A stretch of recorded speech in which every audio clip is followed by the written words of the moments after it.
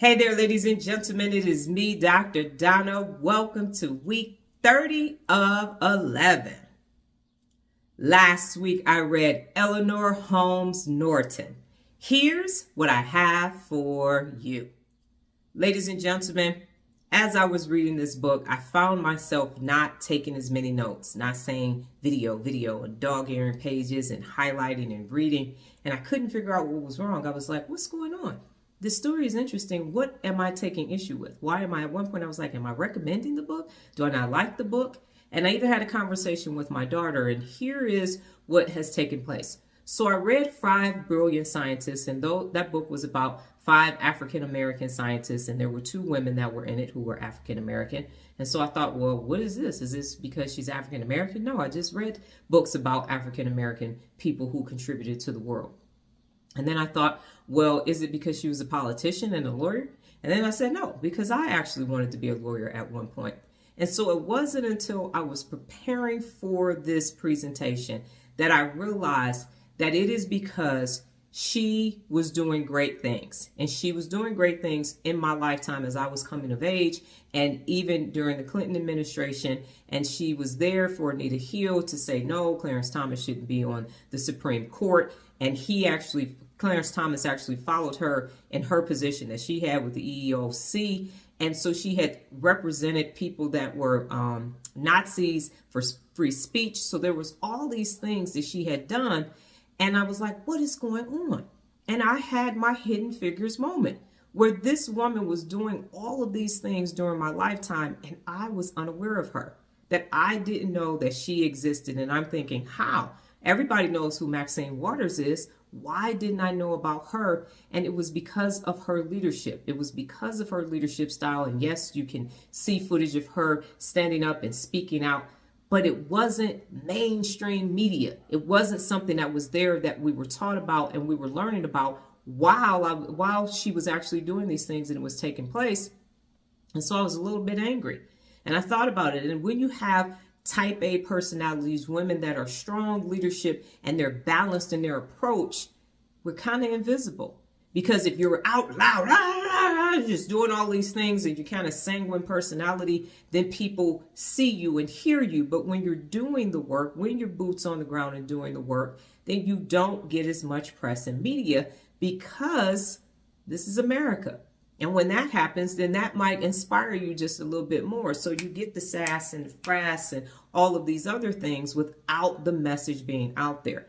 So what has happened for me is that, and I make sure that it is balanced, and I shouldn't have to, but I don't want to come across as a victim and say, oh my God, they're not telling our stories and how could they? And the world's unfair and the world's unkind. But it's true. Our stories are not balanced as African-American women in America, even though we are in the fabric of this nation and we are the reason why it's great. The ones that are doing the work all the time are not showcased. There is, when you think, just think about it right now, even if you are an African-American woman, think about who's out, who's popular, who's prevalent day in and day out that you just know about. And it isn't women who are extremely educated. It isn't women who have done these amazing things in science, in business. We aren't world renowned. It's the other ones. It's the entertainers. It's the people, the pop singers and things like that. And so there's a group of us who aren't visible. There's a few, but for the amount that actually exists in this country, we're kind of invisible. And so I was having a cathartic moment as I read this book. And I'm saying, hell yeah, read this doggone book. Absolutely. And the reason why is because you need this information too, to balance the perspective of African-American women in this country and in the world. The impact that we've had globally that's not really showcased and put a spotlight on. It's time for us to start doing that and saying, here is additional story. Here is the hidden figures in this industry, and here, and here, and here, and here. Especially since we all have phones and access to the internet, it's time for this to be mainstream so that there are other names that are presented in the world that have done magnificent things. So while these stories are attempted to be erased, it's our responsibility to say you can't erase facts, you can't erase history, and it needs to be out there. So yes, her story needs to be read and talked about, and it needs to be at the forefront because of the foundation. I stand on her shoulders and so many other amazing African-American women who people have no idea exist. And so this story is part of my story because she came before in order for me to be here with you now, telling you about her.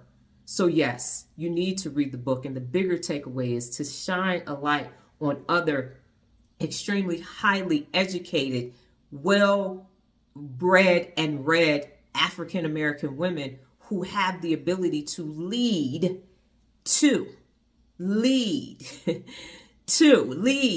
not just boots on the ground doing the hard, dirty work, dirty hands and a clean life, but lead. So African-American women that are leaders first, who just happen to be African-American. You know what I'm saying? They're leaders first. Lead. Charges. Lead by example, because that is what we do day in and day out. And it's time for that to be showcased. So read this book.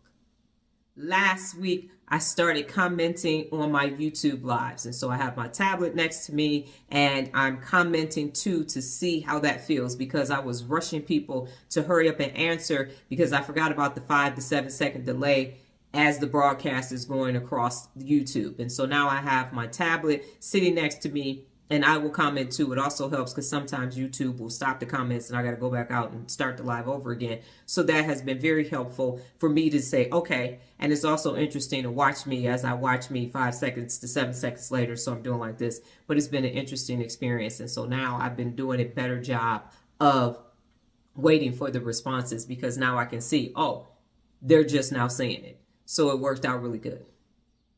This week's book, The Science of Getting Rich. Well, that's my time, ladies and gentlemen. But before I get out of here, just remember the journey of 11, a time for meditation to a path of manifestation. Adios.